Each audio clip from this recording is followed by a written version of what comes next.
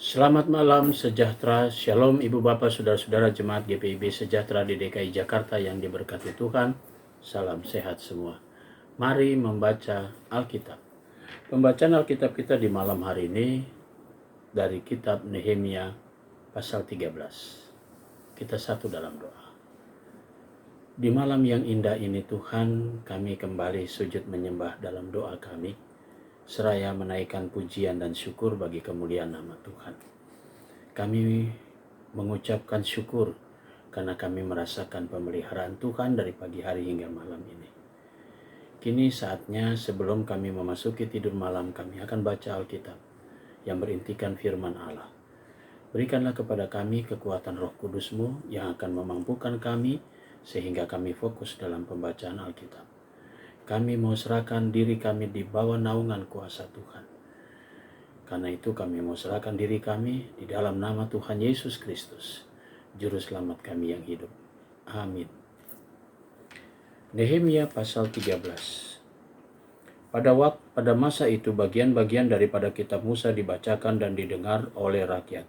Didapati tertulis dalam kitab itu bahwa orang Amon dan orang Moab tidak boleh masuk jemaat Allah untuk selamanya. Karena mereka tidak menyongsong orang Israel dengan roti dan air, malah mengupah Bileam melawan orang Israel supaya dikutukinya. Tetapi Allah kami mengubah kutuk itu menjadi berkat. Ketika mereka mendengar pembacaan Taurat itu, mereka memisahkan semua peranakan dari orang Israel.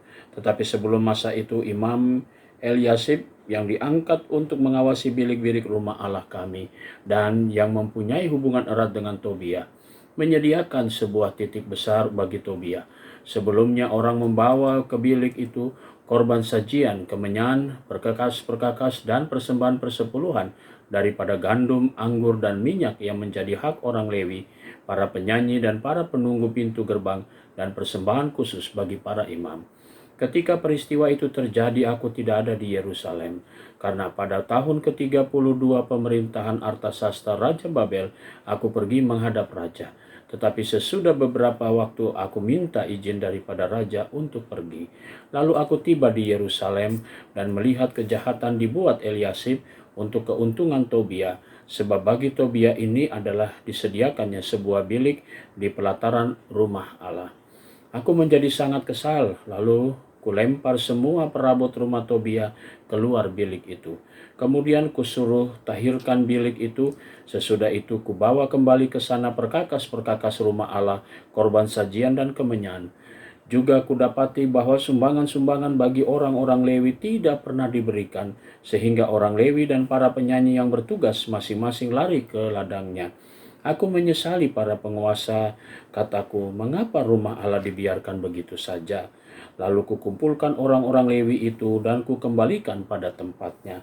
Maka seluruh orang Yehuda membawa lagi persembahan persepuluhan daripada gandum, anggur, dan minyak ke perbendaraan. Sebagai pengawas-pengawas perbendaraan, kuangkat Imam Selemia dan Zadok, seorang ahli kitab, dan Pedaya, seorang Lewi, sedang Hanan bin Zakur bin Matanya diperbantukan kepada mereka karena orang-orang itu dianggap setia. Mereka diserahi tugas untuk mengurus pembagian kepada saudara-saudara mereka. Ya Allahku, ingatlah kepadaku karena hal itu, janganlah hapuskan segala perbuatan bakti yang telah kulakukan terhadap rumah Allahku dan segala pelayanan di dalamnya. Pada masa itu kulihat di Yehuda orang-orang mengirik, memeras anggur pada hari Sabat, pula orang-orang yang membawa berkas-berkas gandum dan memuatnya di atas keledai, juga anggur, buah anggur, dan buah ara, dan berbagai muatan yang mereka bawa ke Yerusalem pada hari Sabat. Aku memperingatkan mereka ketika mereka menjual bahan-bahan makanan. Juga orang Tirus yang tinggal di situ membawa ikan dan berbagai barang dagangan dan menjual itu kepada orang-orang Yehuda pada hari Sabat, bahkan di Yerusalem. Lalu aku menyesali pemuka-pemuka orang Yehuda, kataku kepada mereka, kejahatan apa yang kamu lakukan ini dengan melanggar kekudusan hari Sabat? Bukankah nenek moyangmu telah berbuat demikian sehingga Allah kita mendatangkan seluruh malapetaka ini atas kita dan atas kota ini? Apakah kamu bermaksud memperbesar murka yang menimpa Israel dengan melanggar kekudusan hari Sabat? kalau sudah remang-remang di pintu gerbang Yerusalem menjelang hari Sabat, kusuruh tutup pintu dan kuperintahkan supaya jangan dibuka sampai lewat hari Sabat. Dan aku tempatkan beberapa orang dari anak buahku di pintu-pintu gerbang supaya tidak ada muatan yang masuk pada hari Sabat. Tetapi orang-orang yang berdagang dan berjualan rupa-rupa barang itu kemudian bermalam juga di luar tembok Yerusalem 1-2 kali. Lalu aku memperingatkan mereka, kataku, mengapa kamu bermalam di depan tembok? Kalau kamu berbuat itu sekali lagi akan kukenakan tanganku kepadamu. Sejak waktu itu mereka tidak datang lagi pada hari Sabat. Juga kusuruh orang-orang Lewi mentahirkan dirinya dan datang menjaga pintu-pintu gerbang untuk menguduskan hari Sabat.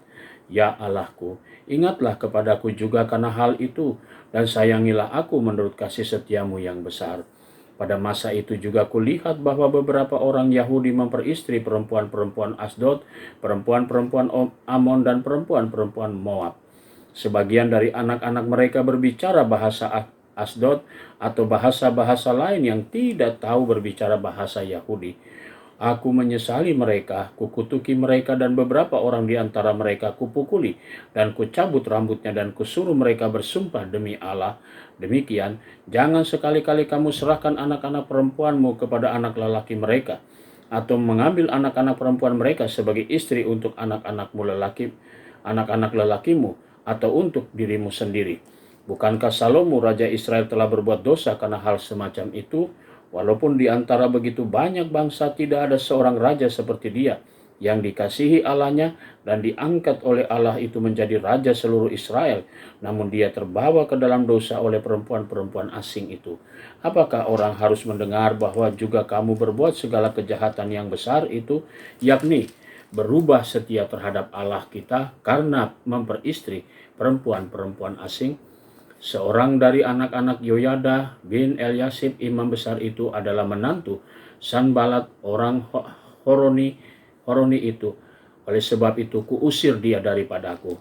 Ya Allahku, ingatlah bagaimana mereka mencemarkan jabatan imam serta perjanjian mengenai para imam dan orang-orang Lewi. Kutahirkan mereka dari segala sesuatu yang asing dan kutetapkan tugas-tugas untuk para imam dan orang-orang Lewi masing-masing dalam bidang pekerjaannya. Pula kutetapkan cara-cara untuk menyediakan kayu api pada waktu-waktu tertentu dan untuk hasil-hasil yang pertama. Ya Allahku, ingatlah kepadaku demi kesejahteraanku. Mari kita berdoa. Bapa di sorga, kami mengucap syukur dan terima kasih untuk pembacaan Alkitab di malam ini. Malam menjadi bagian kami memasuki tidur malam kami. Tuhan, lindungilah kami dan jagalah kami sepanjang tidur malam kami. Besok pagi kami boleh bangun kembali dengan tubuh yang segar untuk kami kembali beraktivitas sesuai dengan panggilan dan pengutusan Tuhan. Kami berdoa juga untuk jemaat GPIB Sejahtera di DKI Jakarta, tiap pribadi, tiap keluarga. Terima kasih Bapa di sorga. Inilah semua doa kami. Ampunkan segala dosa kami. Doa ini kami mau alaskan hanya di dalam nama Tuhan Yesus Kristus, Juru Selamat kami yang hidup. Amin. Selamat malam, selamat beristirahat. Tuhan memberkati saudara.